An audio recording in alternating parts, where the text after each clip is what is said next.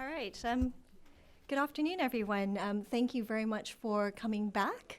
I'm Shihoko Goto with the Wilson Center's Asia program, and I'm excited to be able to moderate the second session.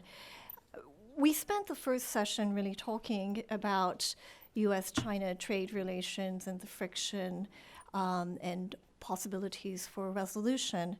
But it's clear that the trade war's impact goes far beyond the two countries that are directly involved. But it's not necessarily going to lead to the economic Iron Curtain scenario that has been outlined by people such as the former Treasury Secretary Hank Paulson, amongst others. If the first panel focused more or less on the issues at stake as a result of the US-China ongoing negotiations, this panel will focus more on the common interests and prospects for cooperation amongst countries that are directly impacted by the friction, especially in East Asia as well as Southeast Asia, and to see what issues concern them regarding China, but also how their concerns and interests in China may overlap or differ from the United States. That is to say, are there new opportunities for economic engagement and furthering trade relations? And what shape would that take? Would it be in a bilateral sphere, or is there more opportunity to cooperate on a multilateral scale? The Asian Development Bank has actually released a report earlier this month that stated that the longer the US-China trade dispute goes on, the more the countries in Southeast Asia, particularly countries like Vietnam, would actually benefit. Whether we could argue about how they reach these conclusions, but it's clear that countries in the region are hedging, and they're seeking refuge from uncertainties. How can they hedge in this ongoing trade friction? And what are the opportunities that can be created, and what are the sources of cooperation? I'm excited really to be able to introduce a wonderful lineup of speakers. First to speak will be Taeho Park, who really needs no introduction to this gathering, but he is the professor emeritus at the Graduate School of International Studies at Seoul National University.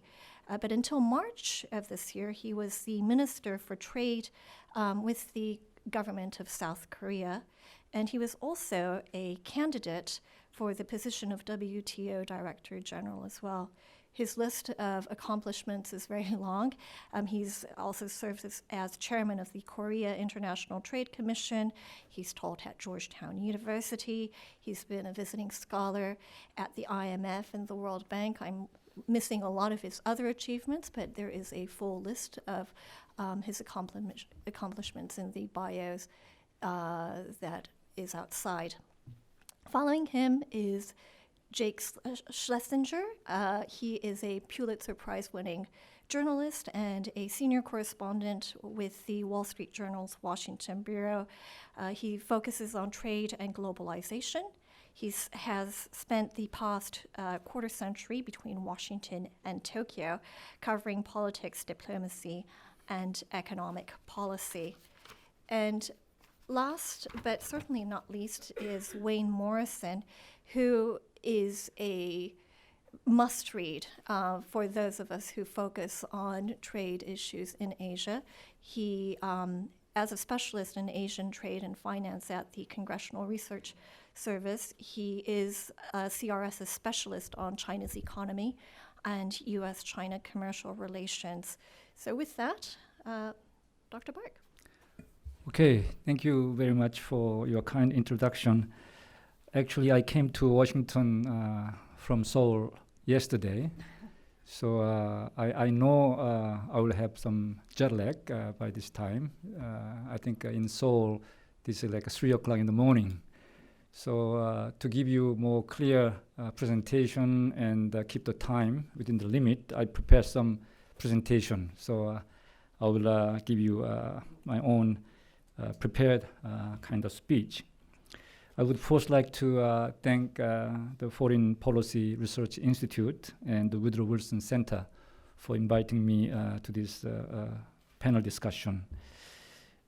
Even though Ms. Goto introduced myself, I will introduce a little bit more very briefly, somewhat overlapping, but I want to introduce myself. I'm a trade economist by training. I happen to choose international trade as the major field of my graduate study back in 1978 at University of Wisconsin. And then since then, I worked several places, mostly in the international trade field as an academician, researcher, and also practitioner.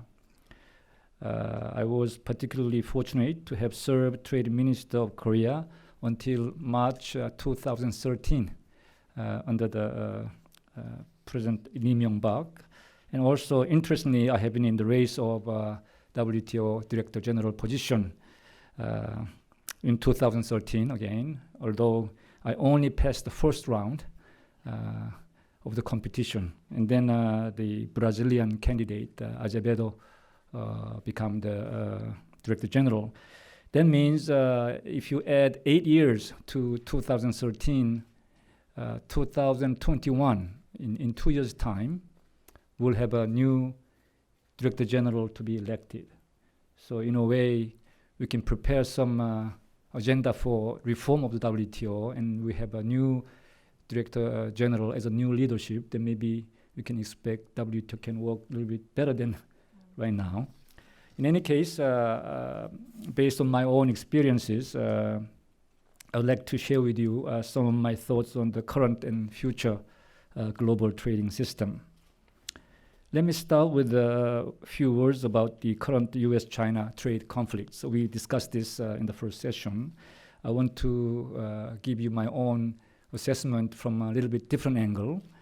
I would like to point out that the US-China trade disputes are in a way closely related to the multilateral trading system. In other words, the multilateral trading system seems to have been one of the triggers of the US-China trade conflicts. We all know that the fundamental objective of the US trade policy is at the moment to correct unfair trade and investment measures of the Chinese government. Then why did the US take a unilateral approach instead of using the multilateral trading system to resolve the problems with China? The primary reason is that the US does not trust the current multilateral trading system that has not properly worked for a long time. President Trump did not seem to trust regional trade agreements either. You know that he announced the withdrawal of the US from the TPP right after he entered into his office. However, President Trump showed his strong preference of using the bilateral approach based on the power of the US economy. In any event, the point I would like to make here is that a reason behind the US trade conflict with China could be the fact that multilateral trading system of the WTO was not effective in dealing with unfair trade and investment measures. I would now like to move on to the current situation. You heard this afternoon. Recently, we know that the US-China trade negotiation might be concluded soon. According to the news media, the last issue seems to be how to enforce the implementation of the agreement. Obviously, the final bilateral agreement, which will include various subjects related to trade, investment, IPRs, and so on, will also have impacts on the third parties. David Dollar mentioned a little bit about this in the first session. In other words, some of the US-China trade agreement may have to be applied to the rest of the WTO members on an MFN, most favored nation basis. Therefore, faithful implementation of the bilateral agreement will have important implications on the multilateral trading system in the future. At the same time, we can see that for successful implementation of the US-China trade agreement in the future, the multilateral trading system should be properly working. Against this backdrop, I would like to discuss the possible options to meet the challenges facing the current global trading system. In the midst of very uncertain and controversial world trade environment, the first option would be going back to the basics. In other words, we should rebuild the rules-based multilateral trading system. Recently, major proposals on the WTO reforms are being submitted. These WTO reform discussions so far have been led by mostly advanced countries, including the EU, Canada, Japan, and the US. Let me briefly go over the recent WTO reform discussions.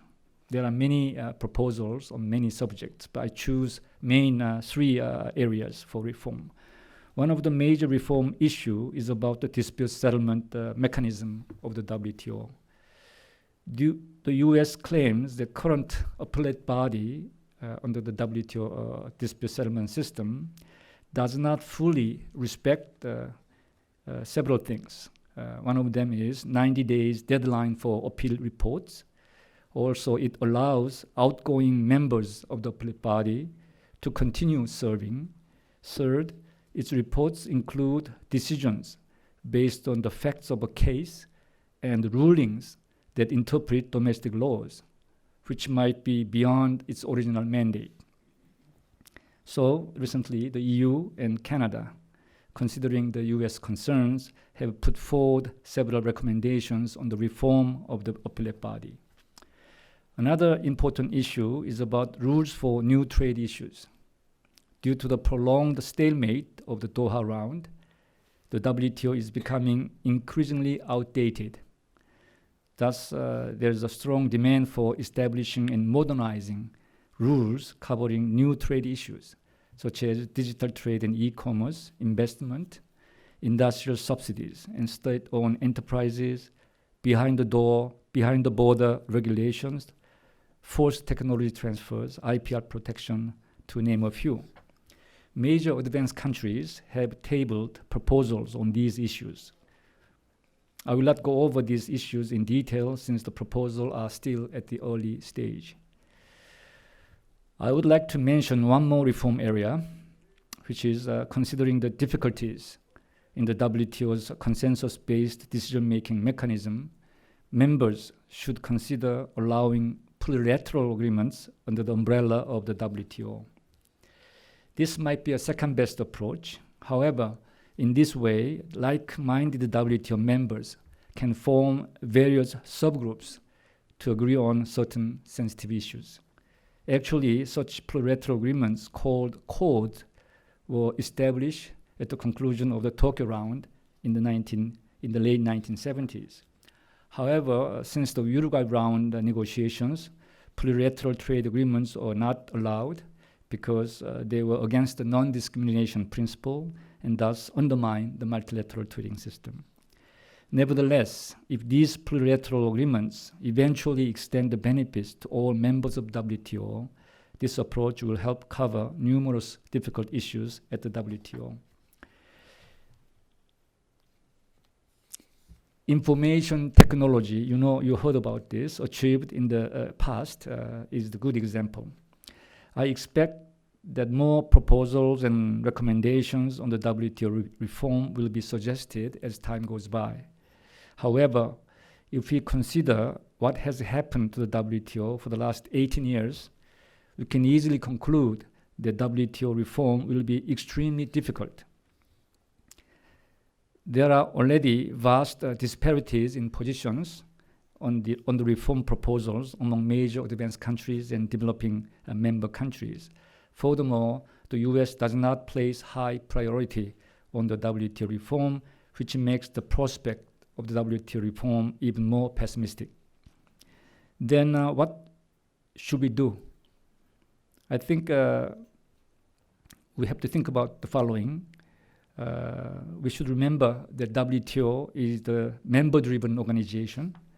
Therefore, this time, all members must agree to make a firm commitment for fundamental reforms, recognizing that not much life is left in the WTO.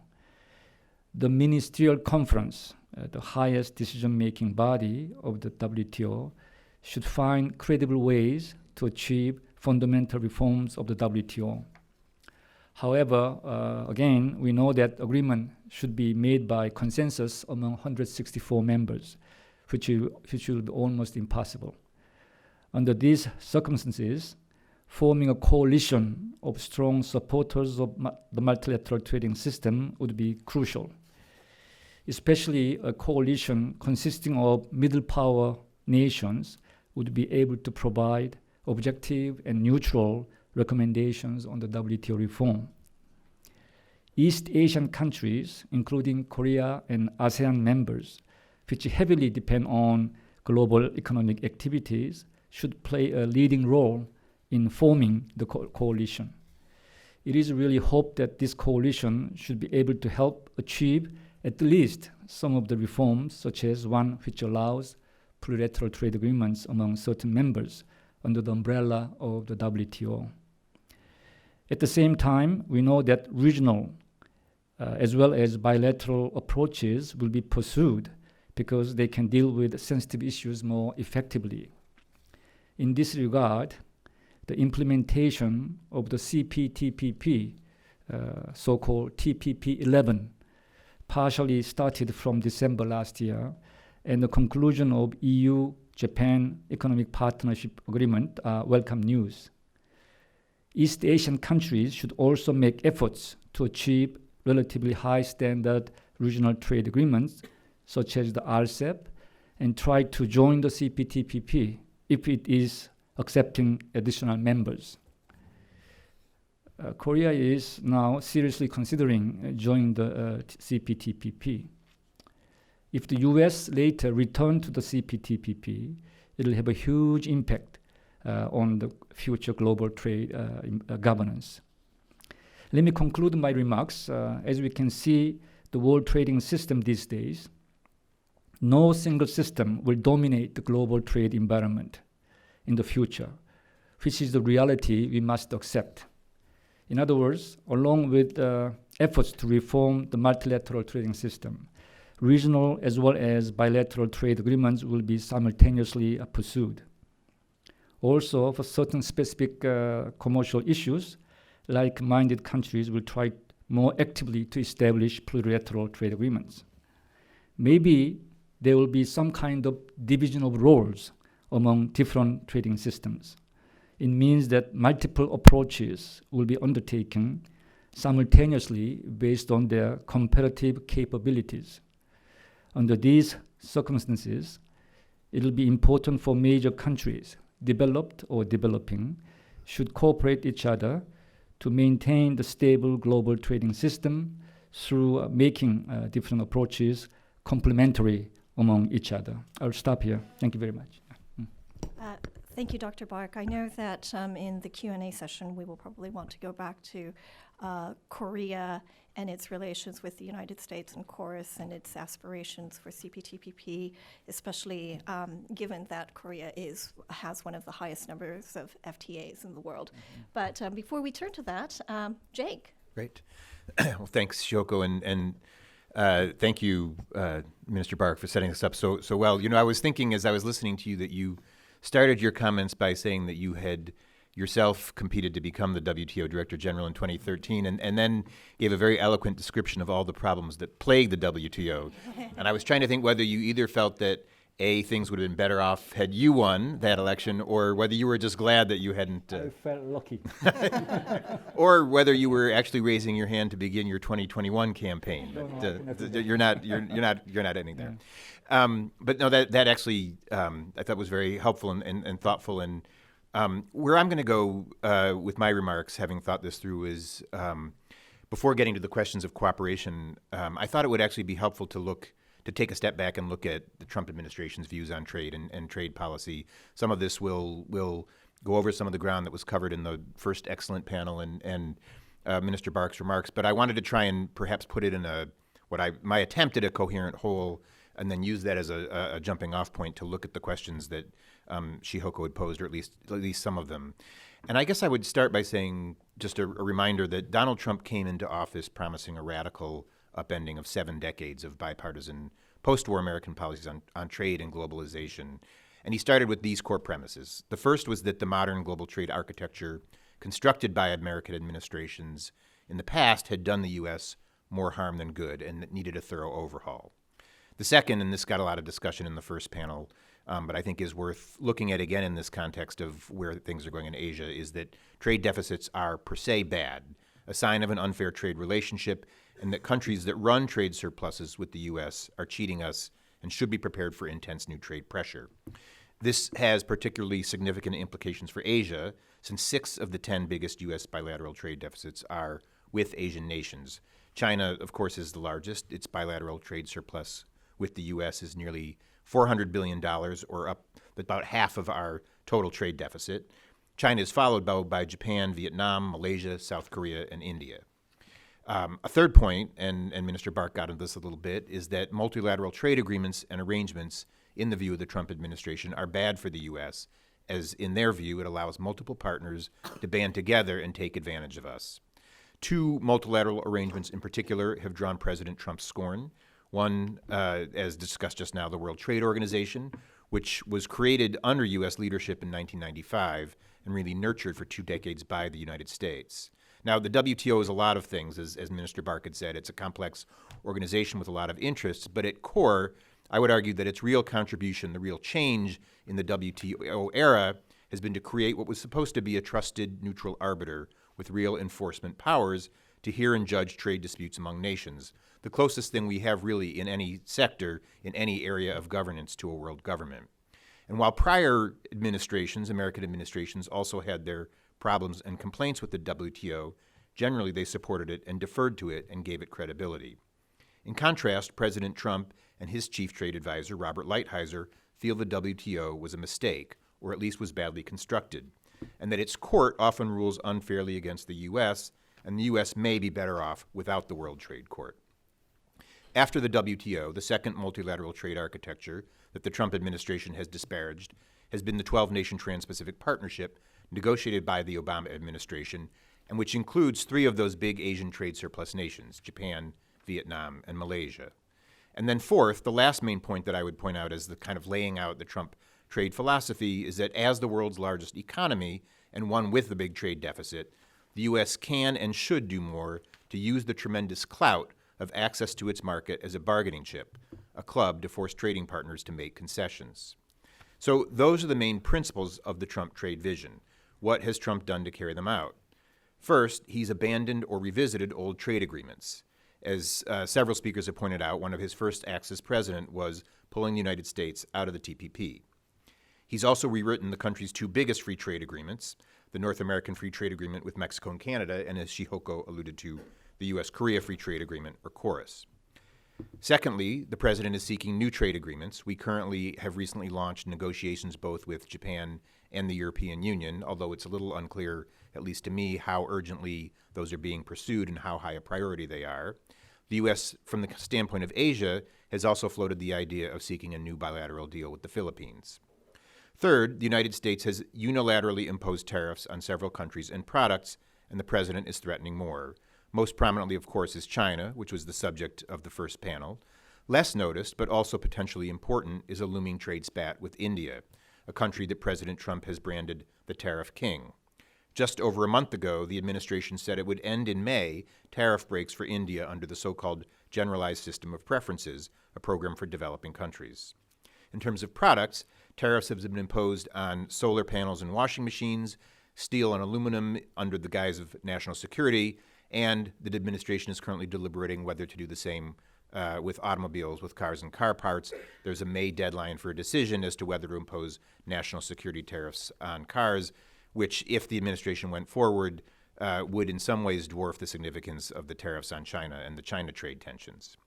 The fourth main sort of point of the administration's trade policy has been to grind down the WTO, both to marginalize it and to paralyze it. And they're doing that in 2 main ways. One is that they've openly challenged the WTO's authority, most notably by taking these unilateral trade actions against other countries without, as is the normal process, going through Geneva for permission. They've done so by dusting off old trade powers, as Brad Ward mentioned in the first panel, that 3 prior administrations, Clinton, Bush, and Obama, had all agreed to avoid in deference to the WTO. In addition, the administration has, over the past year, tied the WTO legal system in knots. As Minister Bark said, the dispute settlement process in the WTO is an area where the administration has a lot of problems. What he didn't mention, and what has become an area of great concern for people following the world trading system, is that the U.S. is essentially paralyzing that system by blocking the appointment of judges to the appellate body, the top trade court. At full strength, the appellate body has 7 judges with 4-year terms. A 3-judge panel is needed to reach a decision on any given case. Due to U.S. refusal to allow new appointments amid expiring terms, the court now has the bare minimum of 3 judges. 2 of them will see their terms expire in December. So unless the U.S. ends its stoppage soon, the WTO will effectively have no functioning court by the end of this year. Now, I say all that as crucial context of understanding the U.S. perspective on trade, and I'm now going to pivot briefly to the question of the prospects for greater cooperation in Asia. To do so, though, you first have to ask the question, cooperation for what? What are the goals? From the perspective of the current U.S. administration, there are 2, really. The first is to contain China. The prospects there, I would say, are mixed. On the plus side, there certainly is sympathy around the region for the goal of curbing China's influence and to restrict the spread of Chinese economic values and the Chinese economic model. Japan, in particular, under Prime Minister Shinzo Abe, has had its own tensions with Beijing. Abe's aides have worked closely with the U.S. and the European Union to push for new measures at the WTO aimed at reining in China's powers. There's also been growing regional frustration in Asia, as Meg Lunziger mentioned on the first panel, about China's predatory lending policies, leaving countries there highly indebted and dependent.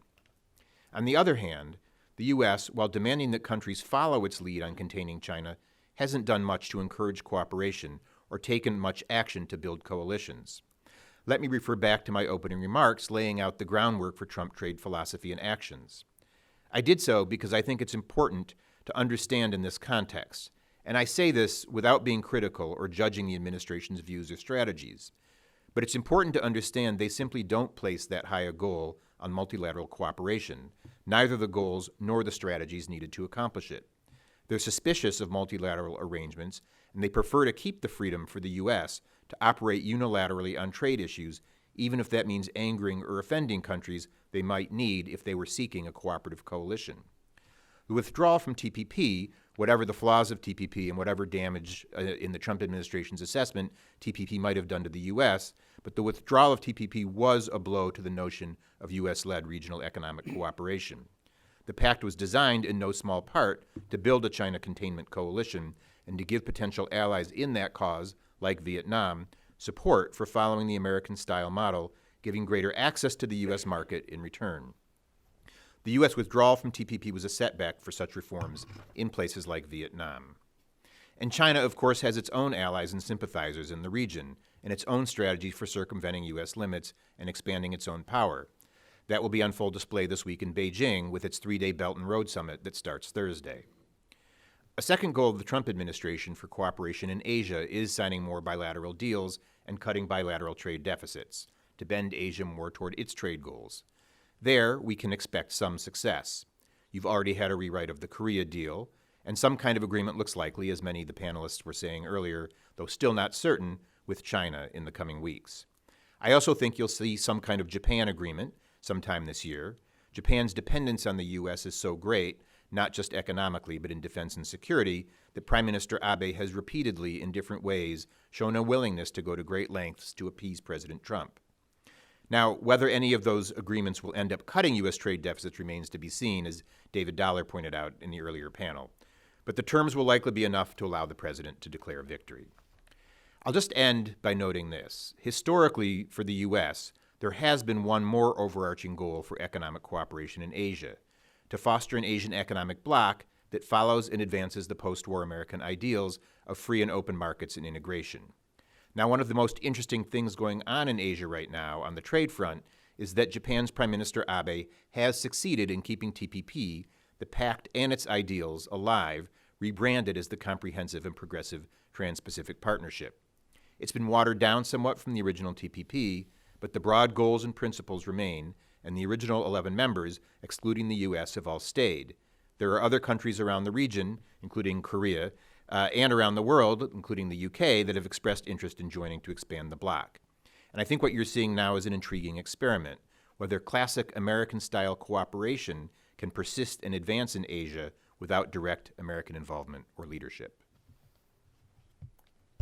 Thank you, Jake. And of course, next week, Japan's Prime Minister will actually be in Washington to continue the dialogue about U.S.-Japan trade agreement.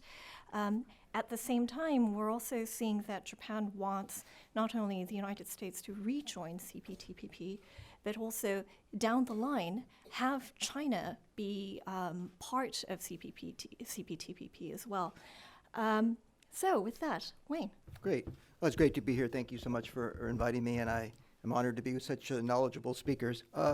My perspective is a little bit different. I work for Congress, and so first thing I'm going to say is that my remarks represent only my thoughts and not that of Congress or my organization. So having said that, so I've been working on trade for over 30 years, so I've seen these trade issues come and go. And trade is always a very difficult issue for members of Congress. I think there's a great misperception of the benefits of trade. So when I think about like part of the topic of this trade strategy meeting, you know, what is the trade strategy of the Trump administration? And I frankly don't know what it is because I think it's quite chaotic, to tell you the truth. You know, Jacob talked about the multilateral trading system that the U.S. built after World War II. The attempts, U.S.-led attempts to lower trade barriers, lower tariffs, promote economic prosperity across the world. I find that very puzzling that that's now being questioned, that somehow that we were sort of like giving away the store on this, that we somehow didn't benefit from that. And I only wonder if other countries must think we're nuts too, to sort of like play the victim's role in that regard. So I'm a little confused by that.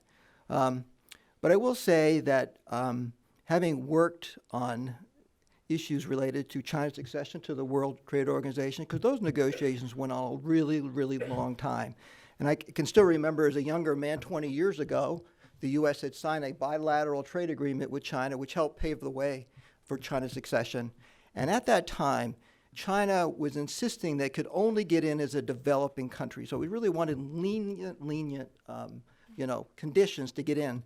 But the U.S. insisted that China could enter only on commercially viable conditions. And that was a big deal. This is part of the reason why these negotiations went on a long time. And what you should do is go back and look at some of the U.S. Trade Representative reports of what China's economy looked like before it got into the WTO. It was very, very restricted. There was very little trade. I think total trade with China, between the U.S. and China, I think it was like, I forgot it was like $9 billion, and they're like our 12th largest trading partner. So when China got in, and some of the, they're the ones who made all the concessions. The U.S. had to give them PNTR. That was about it for us, right? So they made all the cuts. And if you look at what was going on in China, the economic reforms they were undertaking, they were closing down state-owned enterprises, laying off millions and millions of people every year. This is a big deal what happened in China.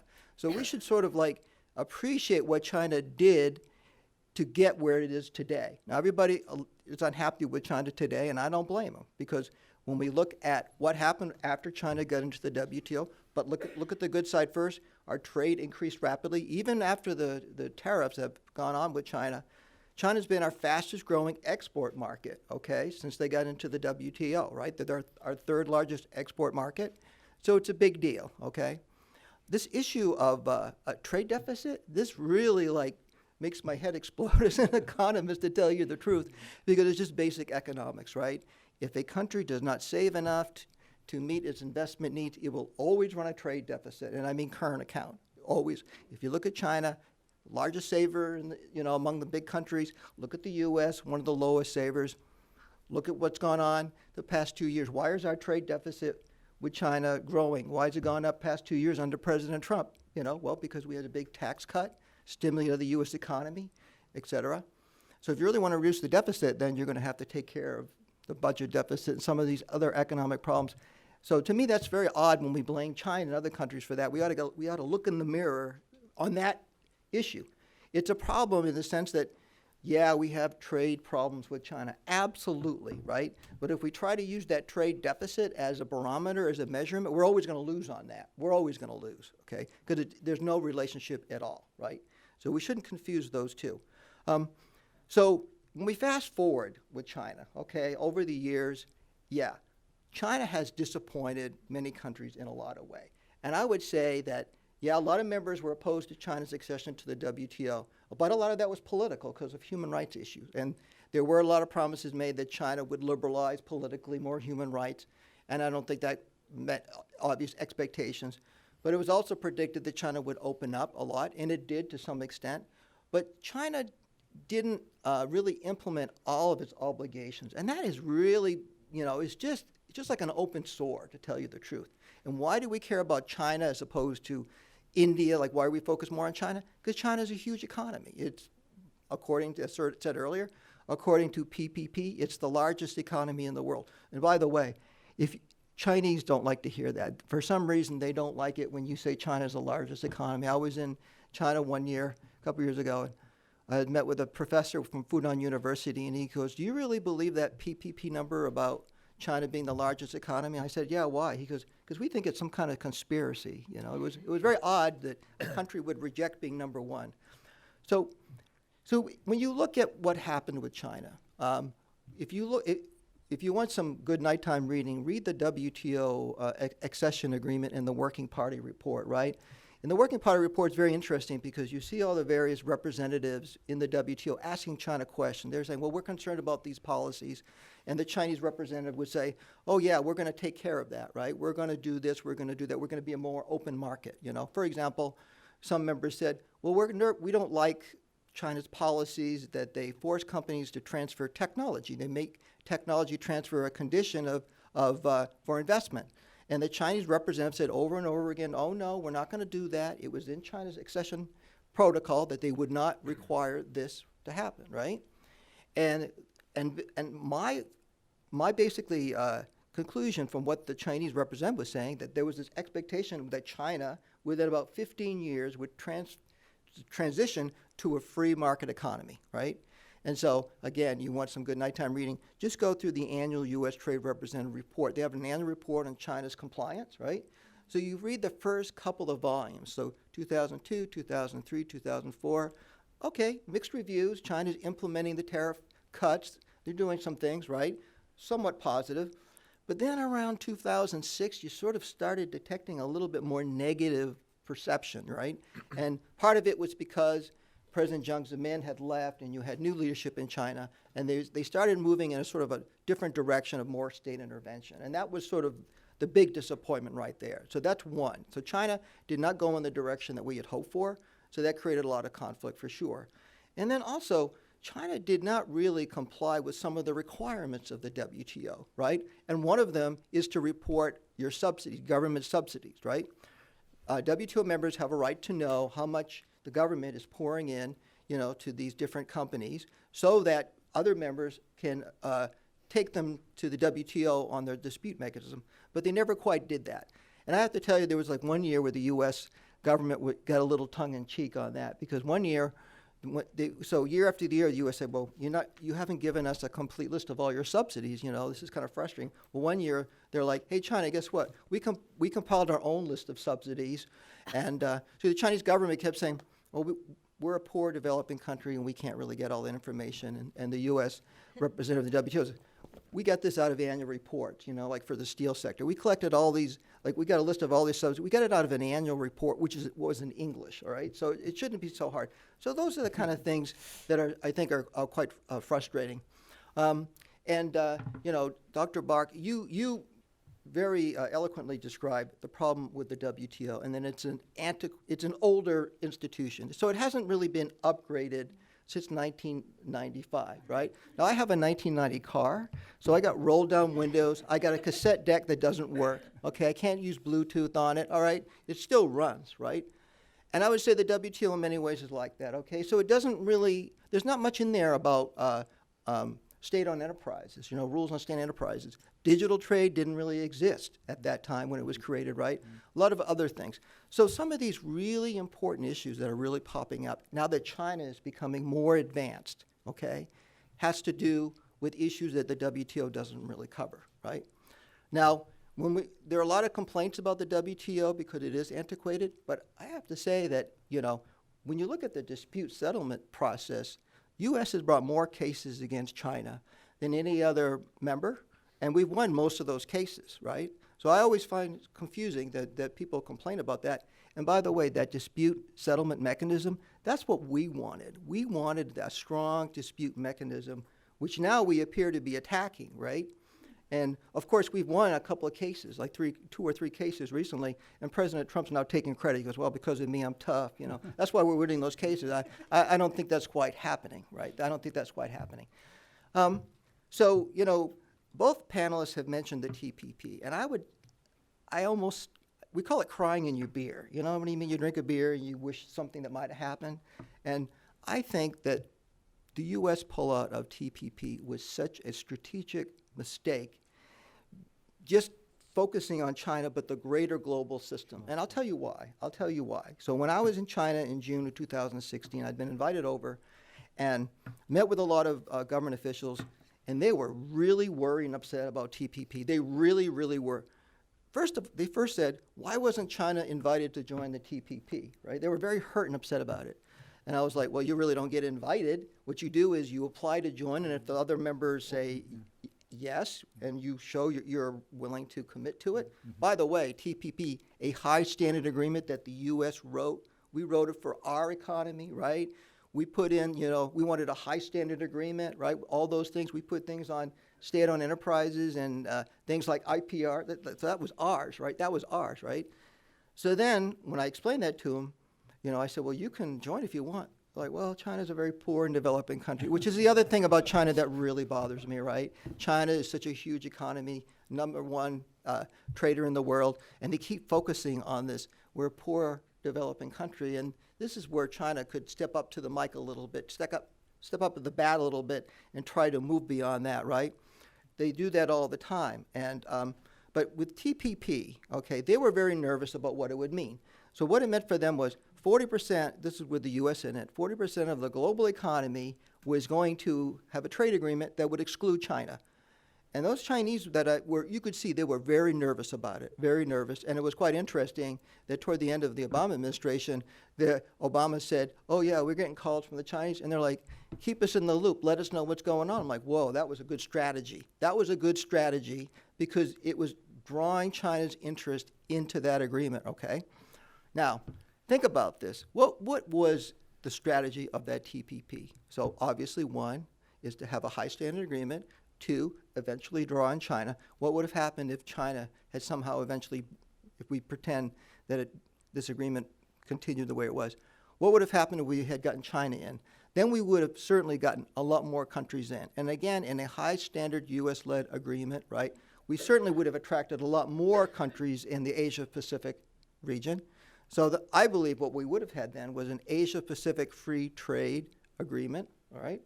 And then eventually, all the other countries of the world would have said, there's no way we can ignore this, that we've got to join this, right? And therefore, that agreement, that U.S.-led high-standard agreement, perhaps would have led to a multilateral agreement. And why do I believe that? Because I believe that's how the WTO was founded. It was the same thing. We had what was called the Uruguay round negotiations going on. They seemed deadlocked.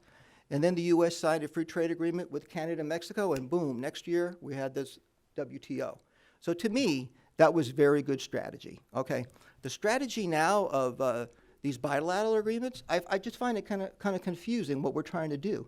So we're trying to like renegotiate agreements. Seems to me like a waste of time, like with the NAFTA agreement. I don't know why we're renegotiating that. And Trump said the first agreement was a catastrophe, and the second one is like the greatest agreement ever, when obviously, if you look at it, it's a very marginal, small changes in that agreement. But what really bothers me the most about this whole thing is that, you know what? If you really believe that China is a serious economic challenge to the United States, then to me, what you really need is a focused strategy. What's a focused strategy is, A, focused on the most important issues that are involved in that relationship. And I believe when they started out, the intellectual property and innovation, those were important issues that they named, right? But unfortunately, they muddied the waters a little bit by throwing in, I call it everything but the kitchen sink. So they threw in the trade deficit, and they want them to buy a lot of agriculture products. And then they threw in the China's currency issue as well. I mean, my God, and then a couple weeks later, President Trump said, I have asked China to remove all tariffs on agriculture. So it's sort of like, where does it start and where does it end? It's chaotic. And others have said, David, you said, what's the final agreement going to be about? You need a strategy to make sure the important issues in the economy are the ones that we get an agreement on, not all these other things. And second of all, my goodness, if you're going to go into a battle with a major power, wouldn't it make sense to go in there with all your friends? I really am quite confused that we have gone after just about every major trading partner and friend, from Canada to Mexico to the Europeans to the Japanese and in Korea as well, picking on them and criticizing them for the trade imbalances and things like that. It just doesn't seem to be a very good strategy, right? We need all those countries to help us. And I know years ago, within the WTO, China had a policy of restricting rare earth elements. These are metals that are used in your iPhones and others. We went to that WTO with the Europeans and the Japanese, and we won that case. That was a very effective example of that, and I would have thought that we should have continued that. That would have been a better strategy. And so now we are negotiating with the Japanese, right, and other countries. But here's something very interesting that was in the media, and I'll come to an end. This is the U.S. Ambassador, William Haggerty, speaking on Japan's recently signed free trade agreement with the EU, and also commenting on the new CPTPP. This is what he said. By implementing these agreements before addressing our bilateral trade relationship, Japan is effectively redistributing market share away from its strongest ally. I mean, wait a minute. We walked away from the TPP, right? We walked away from trade negotiations with the Europeans as well. So like I said, I don't understand what the strategy is. I think that the strategy should, I hope, and I think this is of concern to all the Asian countries, that I think the U.S. strategy ought to be sort of a return to the normalcy of U.S. trade policy. And I'll end it with a quote. Ronald Reagan, who is, a very pro-trade president, he said, Americans can compete against anybody, anytime, any place, right? And I think that really should be the spirit of the United States, because we do have the strongest economy in the world. So what we should be doing is trying to build consensus among our trading partners, strengthen the rules, and not pick on China, isolate China, but what we're really trying to do is move them toward a fully market economy. And why is that? Because it's important to our economy, but I also think it's important for China's own economic future as well. I don't think they're going to grow if they continue on the path that they're on. So we got to make sure that we have a strategy. Thank you very much for that very rich contribution, Wayne. And I know one of Dr. Bark's questions in the last panel was about the cost of U.S.-China trade friction on U.S. consumers here in the United States. For U.S. exporters, the cost of withdrawing from TPP is already quite clear. We've already seen a lot of U.S. agriculture producers, other exporters losing out on markets that are united under the CPTPP. One issue I also wanted to highlight about the WTO and some of the many challenges that it has is this whole labeling of a developing country, right? And so it's a self-proclaiming process, and countries like Singapore as well as South Korea declares themselves as developing under this. And so that's only one specific example of some of the issues that really the WTO can move forward with reform. But we are running out of time, and I would like to open up for questions to the audience. You've been very patient. We do have microphones, and we are recording this, so if you could raise your hand, and if we could take this question here. Good afternoon. My name is Julian Kyle Lewis from the American University here in Washington. I'll get right to the point. Language is the foundation of any culture, and the more you understand the language allows you to understand the culture of a people, and the culture of the people allows you to formulate your own policies within your nation about how you deal with other nations. So my question is, with the intricacies of Mandarin Chinese, just in general, that language is so difficult to decipher and decode. And what we do here in the United States is we get something like that, a message in Mandarin Chinese, and we send it to MIT, and we have our smartest people look at it, and they run it through all these supercomputer systems, and they're sitting there looking at it for 12 years, and they haven't figured it out yet. And then by that time, we're a decade behind on something that we should be 2 decades ahead of. So what do you think we can do as far as being able to understand language better to allow us to negotiate with our trade partners? Thank you. I mean, I think that's a good question. I think, trade is no different than other areas of foreign relations and foreign conflict, is to staff up. And I know that, in the same way that the State Department and Pentagon are finding more Arabic speakers, I know that USTR has ramped up significantly on hiring Chinese speakers and intricately trying to follow what's going on there. I know Wayne mentioned something jokingly, but I do know that in a serious way, in some of its last USTR complaints under the Obama administration, they did send people to China to collect Chinese language documents and compile their complaints based on internal documents there. And so I think that there is a growing effort on the part of the U.S. government, and this has cut across administrations, to address that very question. Sometimes differences in language can be helpful in trade negotiations. I know when I am more knowledgeable with Japan than I am with China, and having spent years covering U.S.-Japan trade talks, that they always talked somewhat jokingly, somewhat seriously about, and Chioko, I'm going to probably get this phrase wrong, is it the tamamushiro? These phrases that they would use that actually had different interpretations or different meanings in both languages. And in the end, it was kind of a face-saving way of reaching an agreement that the U.S. English could say one thing and the Japanese said it would say another. It didn't necessarily have big implications, but it allowed both sides to help smooth the way towards settling some difficult differences and reaching some compromises. I would only add to that yeah, definitely language is important, but I think that it's really more important to understand, in the case of China, their history and their economic system, okay? So understand the fact that the Chinese government is still controlled by the Communist Party, with obviously a lot of changes since it first came into power. But what they're focused on and what their concerns are, because in China, the economy is like the source of the legitimacy of the Communist Party, right? So they're always very nervous where the economy is going. And I remember one time asking Ambassador Stapleton Roy, why didn't the Chinese move ahead with economic reforms that they had promised in 2013? And he said, a big problem is it's still the Communist Party, and there's a lot of resistance to moving toward a free market economy because they're saying, well, we're the Communist Party. That's not who we are.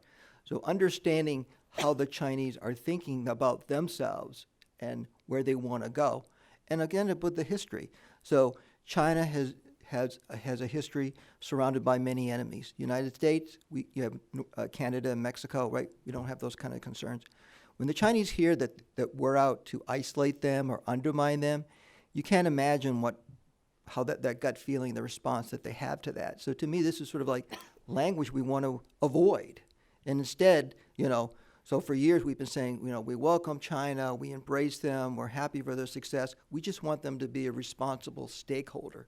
So language is very important, but understanding the culture of China, the history of China, and the concerns within China, and we want them to understand our concerns as well. So that's just as important. Let me just add 1 minute. I had the experience of negotiating with China. I started Korea-China FTA negotiations in 2012, although I cannot complete the negotiation because I have to step down after the new regime comes in. My kind of observation is this. U.S. approach to China sometimes U.S. tried to preach China. That China doesn't like it at all. So in other words, big team goes there and then you are doing something wrong, you are doing something wrong. Rather than doing this, maybe you privately, the top level people talk to each other. All agenda, that's fine, which is much more effective rather than big confrontational meeting, because in newspaper report this kind of thing, then they feel a little bit, they are losing some pride, you know. So in a way, you have to utilize Chinese system. It's a socialist system, so you have to persuade a leader, which will be much more helpful. By now already, the low-level government officials and general public are resisting to the leader's position, but still it is effective to persuade the leaders rather than have a big table and try to preach them. This is my own experience, and I want to share with you. Actually, just wanted to add one last thing, sorry, on the question of language and trade. You've clearly asked a good thought-provoking question, which is just to marry some of the themes of also the language and how antiquated the WTO is. One of the things, this is a small thing, but one of the reasons why WTO dispute settlement decisions take so long to complete and to report is because the requirement is that every decision has to be translated into English, French, and Spanish, which takes some period of time. As one trade lawyer I talked to said, it's like, this is a world economy dominated by Chinese and others, and your requirement is to translate all your decisions into 3 19th century languages. So it's another perhaps reform you can push through. All right. Yes, sir. Yeah, Pat Muller, I'm a Washington trade lawyer, but I was Assistant Secretary for Trade under President Clinton in the Commerce Department. I just want to make a comment.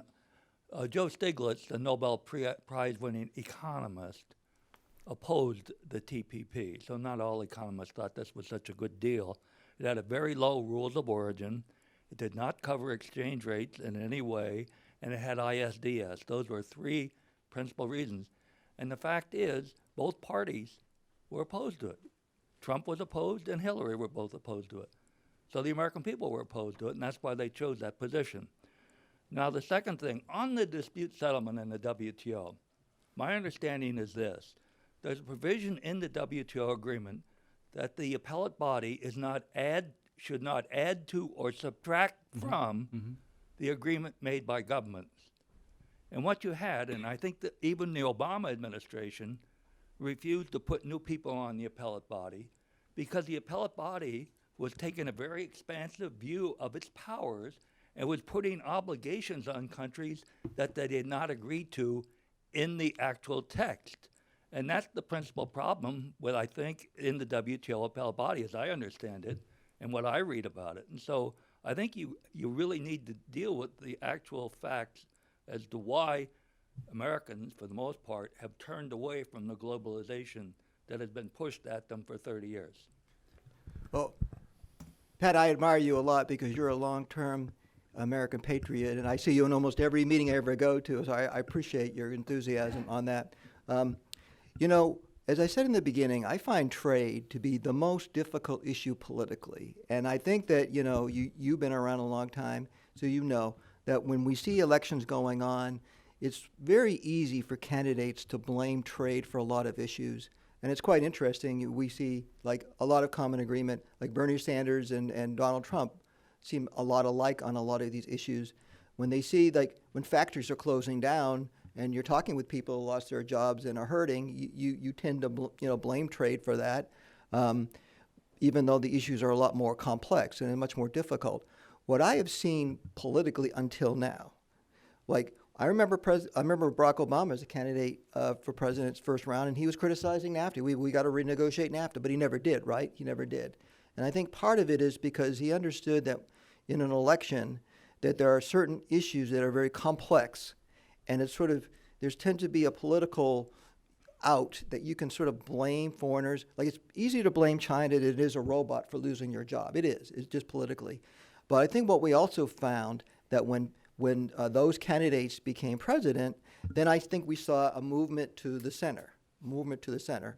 Now, I can't predict what Hillary would have done, right, if she had become president, but I think that what she would have done was support the TPP because I believe it was in the long-term interests of the United States. Now, you named some issues that people had complaints about, and many other members said, well, it wasn't strong enough on some pharmaceutical issues. Nobody's ever happy with a trade agreement, for sure, right?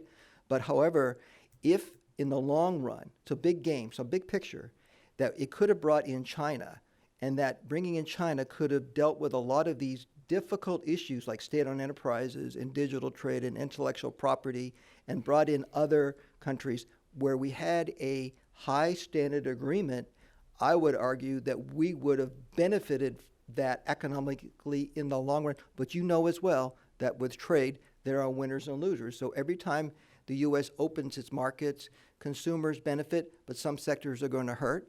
But at the same time, other countries opening up their markets will benefit some of our export as well, right? They're winners and losers. There's no doubt this is a complex political issue. But I believe personally that TPP as a economic strategic strategy for dealing with China was really a lost opportunity for the United States. Because here we are now in a Section 301 trade war with them. All right. What? Oh, sure. Yeah, no, thank you for the question. Just briefly, because I want to make sure we get other questions in too. I think that you're right on a lot of what you're saying, that clearly Trump was not just creating trade problems, but he was tapping into it. I think just was one factual disagreement, I believe, on the appellate body. You're certainly right that the Obama administration and the Bush administration had their complaints with it. What the Obama administration did, and I know that Dr. Bark knows this well, is they blocked the reappointment of a Korean judge on the appellate body, but they did not block his replacement. They didn't go to the level of actually sort of stopping anybody from getting on the appellate body, and which is a material difference. And I think that is a distinction between, as Wayne was saying, between sort of previous administrations and this one. And again, not to take sides and say which one's right or wrong. President Trump is certainly tapping into complaints that a lot of other people have had, but the actions that he has taken to try and push them through have, by previous standards, been more extreme. Maybe necessary in order to restore some political credibility to trade, but materially different.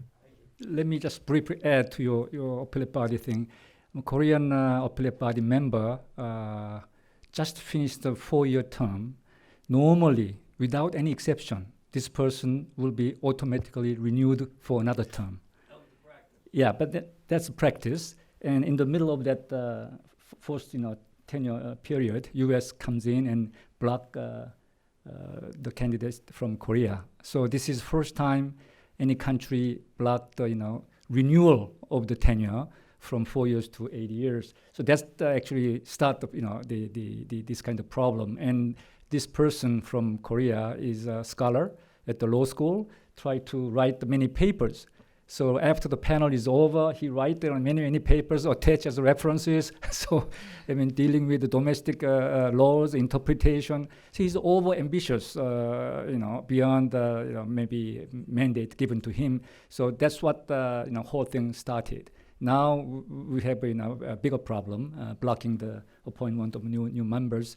And by December this year, the body function will be dead. The Obama administration was the one who opposed the reappointment of the Korean fellow on the appellate body. That's right. Yes, that's correct. Yeah. Okay. All right. Let's take 2 questions together, and those will be the last 2 there, and the gentleman here at the classes. Hi, this question is for Wayne Morrison. My name is Alex Hammer from the U.S. International Trade Commission, and it's essentially a question about state-owned enterprises in China and their reform and their role in the negotiating process. So you have 2 different tracks that you were talking about. One is the fact that China is, arguably the world's largest in GDP. And if you look at IMF and World Bank statistics, they actually surpassed the U.S. a couple of years ago. And in terms of non-PPP, you start looking at there are arguments about whether that could happen in the next 10, 20, 30 years. And you look at a different track about SOE reform, and you have folks like Nick Lordy and Elizabeth Economy documenting the fact, who are very objective, mainstream economists, experts on the Chinese economy, saying that the role of the state is actually taking a turn. It was a very, very pronounced marketization process from 1978 to about 2013. In 2013, there's been a reversal of that. So taking these 2 tracks together, the growing role of the state and China's perhaps surpassing the U.S. economy in non-PP terms in the next few years. What are the implications of SOE reforms, and what do you think about the negotiating process in terms of dealing with these issues? Okay, let's hold on that, and then the gentleman. Yeah, my name is Suman Berry. I'm a public policy fellow here at the Wilson Center, and I'm from India. And my questions are specifically for Dr. Bach. Given the upheaval in global trade and in U.S. policy, could you give us some perspective on how Korea sees either the RCEP or the JCK? In what sense do these represent responses, particularly for a country that's not a member of the CPTPP? On the state-owned enterprise question, if you look at what China's economy was like when it first opened up, like roughly 70% of industrial production was SOEs, and now, nobody's sure the number, but it's probably around 20 to 30%. So there has been a sharp decrease in that. The problem is that China has attempted to set up these strategic winners, the way you look at it. So in the United States, we think of innovation as two people in a garage, right? You think of Amazon, think of Google, think of Microsoft. A couple of people in a garage, great ideas, and they're both multi-billion-dollar companies, right? In China, the thinking is a lot different, right? The thinking is we don't have time to do that. So what we want to do is we want to pump in hundreds of billions of dollars into these high-tech sectors, right? So I would say that, so years ago we were more worried about state-owned enterprises like steel companies, right? That's one of the reasons why Trump imposed the Section 232. It was really aimed at China, right? And the steel industry there is mainly state, and there's way over capacity. Within China itself, so many economists like Nick Lardy, like you mentioned, Nick Lardy said that government support of state-owned enterprises reduces GDP by up to 2 percentage points, right? So China grew by 6.6 last year. That would be 8.6 they could have had, right? And so the problem is that China thinks that they could propel their economy. So they know innovation is the key to keep the economy growing. It's been slowing down. The problem is they think they can do it through this funding and subsidies, right? And it poses a real challenge for the United States because high tech is our field. So consider like they want to spend $160 billion on a domestic or indigenous semiconductor industry, $160 billion, right? Now imagine like Micron and some of these other American companies trying to compete where the billions that they spend in R&D, et cetera, right? So how do you compete against a country like China? This is a very serious challenge for the United States. This is where our main focus is going to be. And I worry about China too, because when you look at corporate debt, their corporate debt is almost the size of U.S. GDP. It's extraordinary. And so there is great concern that not only could they cause damage to U.S. companies, but they're going to damage their own economy. Let me briefly address your question on RCEP and CJK. Both of them I participated in launching in 2012. RCEP is supposed to be ended by the end of 2015, but we still cannot complete. The problem, the issue there is who runs this whole negotiation? Who is leading? Guess what? China? No, China is not leading. Japan? No. ASEAN is leading. ASEAN is taking always very gradual approach. And also India is also participating. So India also want to move very slowly. So, symbolically, when TPP is being, completed, things like that, they say, China lead RCEP, we have a kind of counter, acting kind of regional trade agreement is emerging, but the content must be very low level. I don't see a great expectation about the quality of the RCEP, even though it is finished, maybe this year. CJK answer is very simple. CJK integration is the core of integration of East Asia. I mean, the top 3 largest economies in East Asia, but they never be integrated because of the political reason. Korea tried first official FTA in addition to Chile was Japan. We spent 1 year and then we couldn't finish and we suspended. And still, the political sensitivity between the two countries never provide the momentum to resume this bilateral FTA. So, and also I don't know, these days China and Japan is getting along pretty well, but still 3 countries FTA, if they want to achieve a high level FTA, then they'll be super. I mean, they can actually join with CPTPP and other parts of the world, but CJK is politically impossible to move forward. That's my assessment. Thank you. All right.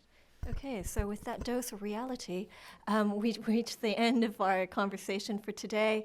I want to thank you all for joining us here today, but if you could also join me in thanking our participants, and we hope to see you again soon.